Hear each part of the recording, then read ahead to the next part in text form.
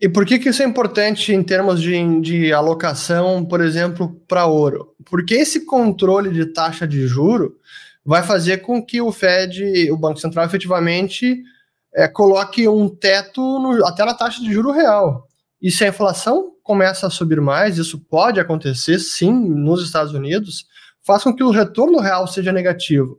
E um dos grandes sinais para a subida de preço do ouro é a taxa de juro real, porque ela representa o custo de oportunidade para carregar um ativo que não tem rendimento. Pô, se o seu custo de oportunidade é negativo, e é o que está acontecendo hoje com a taxa de juro real de 10 anos americana, está negativo. Pô, atola em ouro, então, eu vou seguir com ouro.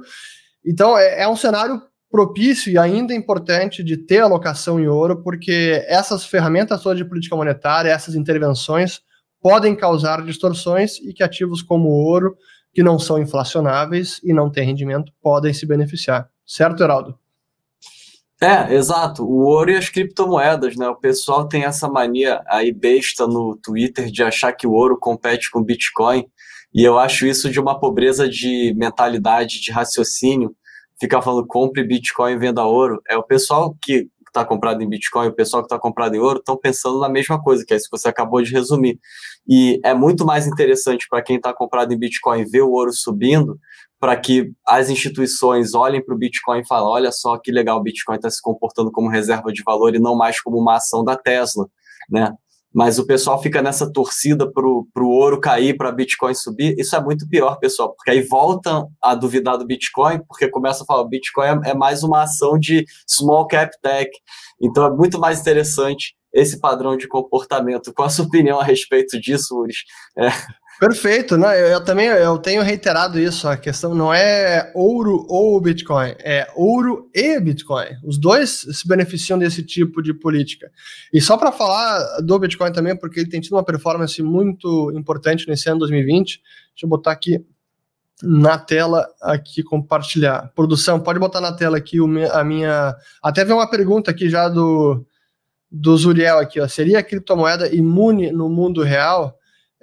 Imune não tem nada, mas o Bitcoin é um ativo que se beneficia desse tipo de política. E até porque tem uma diferença importante com relação ao Bitcoin e ao ouro, que eu já vou falar. Mas deixa eu antes mostrar aqui o gráfico. Então nós temos em 2020 subindo bastante, chegou nas mínimas lá em março, naquela crise de liquidez abaixo de $5.000, e agora está ali acima de 16.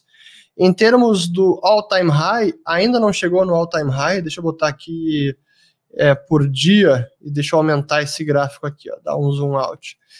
Em termos de all-time high, que foi lá em dezembro de 17, ainda não chegou lá, que foi os quase $20.000.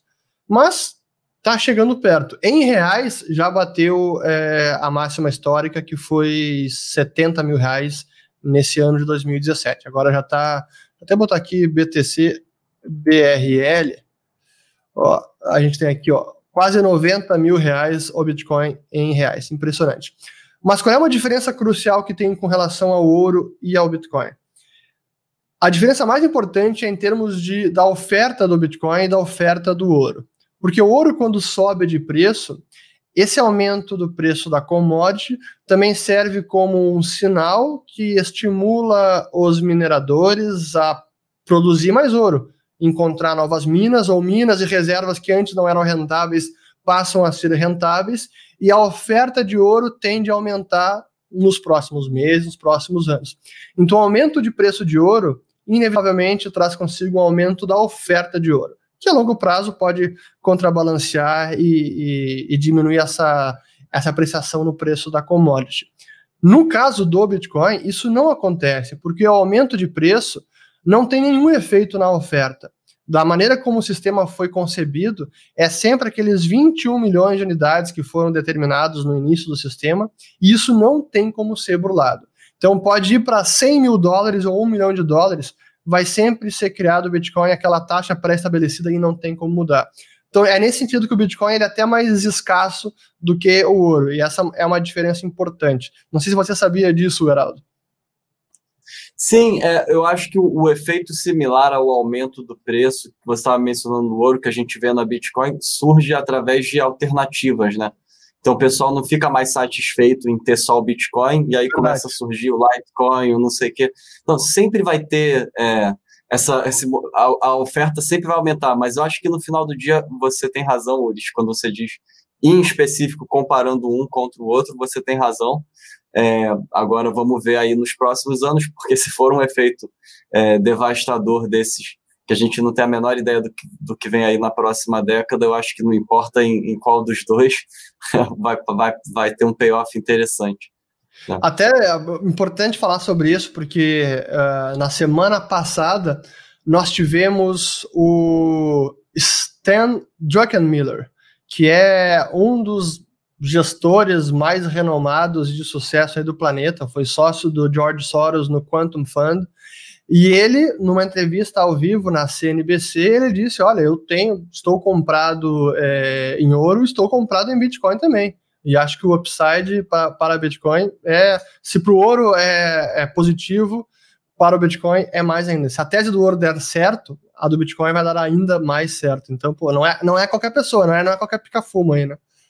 Cara, tá vendo? Mas é isso que traz o dinheiro institucional, e ao longo do tempo vai trazendo mais dinheiro institucional e vai trazendo mais regulações favoráveis, e vagarosamente o fluxo de recursos vai aumentando naturalmente.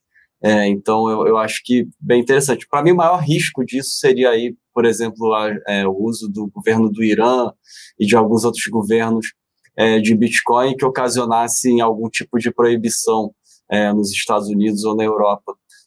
Enfim, a gente sabe como é que funciona quando mudam a regulação, igual aconteceu agora com algumas ações chinesas, e até o Alibaba tem caído nos últimos dias por causa disso, porque proibiram aí 5, 6 ações chinesas de negociar na Bolsa, e aí, enfim, são esses tipos de questões fora do mercado que a gente tem que estar sempre de olho, e é por isso que a gente fala ouro e Bitcoin. Exatamente.